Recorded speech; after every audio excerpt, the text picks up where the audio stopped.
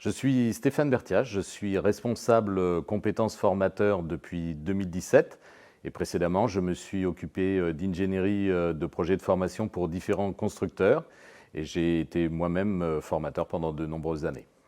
Dans un premier temps, mon rôle est d'identifier les besoins dans les domaines commerce, technique, services après-vente, carrosserie, peinture, santé, sécurité au travail, pour nos 13 centres de formation répartis sur l'ensemble du territoire. Puis, une fois identifiés, de rechercher les talents, de les rencontrer et d'évaluer s'ils ont la posture et l'expertise métier que nous attendons. Et enfin, c'est de participer à leur intégration de manière à ce qu'ils puissent réaliser le parcours d'excellence que nous leur proposons au GNFA. Pour devenir formateur au GNFA, avant tout, il faut disposer d'une bonne expertise métier.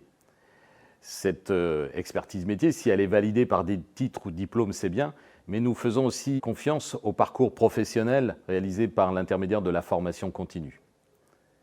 Pour ce qui est de la compétence pédagogique, ce que nous attendons avant tout, c'est une posture, c'est-à-dire des personnes qui soient dans le partage, la bienveillance et la volonté de faire grandir l'autre par la pratique. Le processus de recrutement d'un formateur est le suivant. Il y a dans un premier temps l'étude du dossier du candidat sur notre site du GNFA, qui est suivi d'un entretien en visio. Et puis j'organise une visite du centre pour ce futur collaborateur pour qu'il puisse prendre connaissance de l'environnement de travail dans lequel il va être et des contours de son métier avec une rencontre avec un formateur. Puis nous organisons une journée de sélection qui se déroule en 3 étapes. La première consiste à évaluer l'expertise métier du candidat. Une deuxième à évaluer sa posture de formateur avec une mise en situation d'animation de 30 minutes.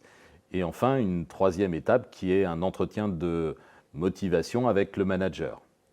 Et puis, avec l'ensemble de ces critères, nous avons suffisamment d'éléments pour savoir si on peut continuer à raconter une histoire ensemble. Le développement des compétences d'un formateur qui intègre le GNFA passe d'abord par l'association à un parrain qui va l'accompagner dans sa nouvelle vie professionnelle, qu'il va suivre pour l'observer et gagner en autonomie. Il va être amené à observer différents formateurs pour pouvoir acquérir de nouvelles compétences. Suivre ces formateurs, ça permettra de pouvoir acquérir de nouvelles compétences, de nouvelles formations.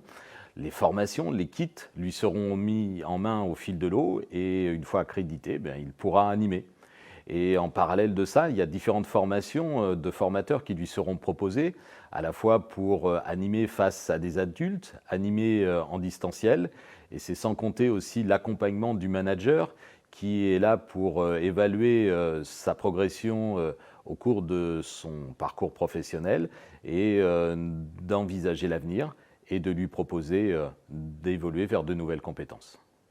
Les évolutions possibles pour un formateur au GNFA sont nombreuses. Pour les formateurs qui s'occupent des jeunes en apprentissage, il y a la possibilité d'aller vers la formation continue de professionnels, mais aussi la formation en situation de travail. Les modalités de formation peuvent, elles aussi, varier. Il peut y avoir les formations en distanciel et l'accompagnement en situation de travail. Mais il y a aussi la possibilité de s'orienter vers le développement de nouveaux programmes, la conception de nouvelles formations, l'accompagnement des formateurs, la formation des formateurs, le management des formateurs, et puis aussi le développement des compétences. En réalité, il y a de nombreuses opportunités de faire carrière au GNFA, et c'est une véritable réalité.